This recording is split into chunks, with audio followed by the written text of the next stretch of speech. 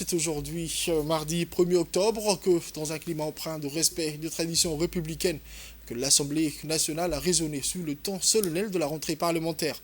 Le Parlement, ce sanctuaire de la République où s'opèrent les décisions vitales pour la nation, a revêtu cet tour de solennité pour marquer la rentrée officielle des élus de la 9e législature.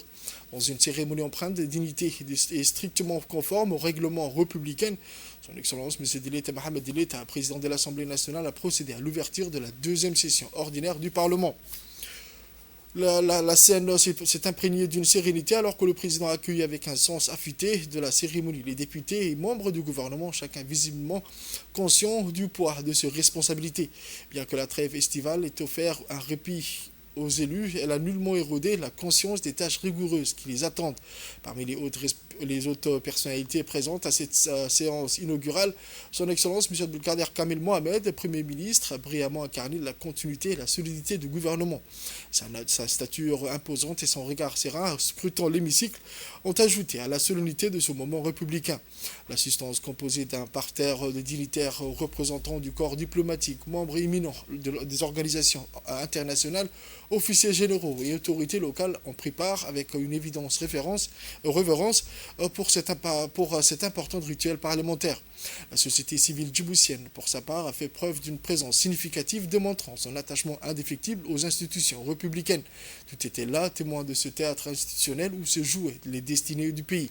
La séance est ouverte en accord avec la condition républicaine au son vibrant et patriotique de l'hymne national dont chaque note a semblé résonner avec gravité au sein des murs imposants du Parlement. Ce chant sacré a reflété de l'unité et de la souveraineté du peuple djiboutien, a rappelé à l'assistance la lourde responsabilité qui pèse sur les épaules des élus.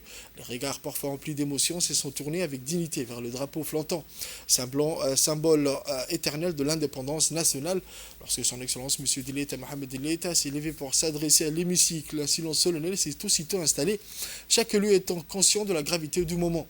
Dans un discours marqué par une éloquence retenue digne des grands orateurs, le président de l'Assemblée nationale a souhaité une chaleureuse bienvenue aux députés, tout en leur rappelant l'ampleur des défis auxquels ils seront confrontés durant cette session parlementaire. Les défis sont multiples et complexes, a-t-il déclaré avec un calme mesuré, avant d'encourager les élus à se montrer dignes de la confiance que leur a accordé le peuple. Ce discours sobre mais empreint de profondeur a ainsi tracé les contours d'un avenir à bâtir collectivement dans l'intérêt supérieur de la nation djiboutienne.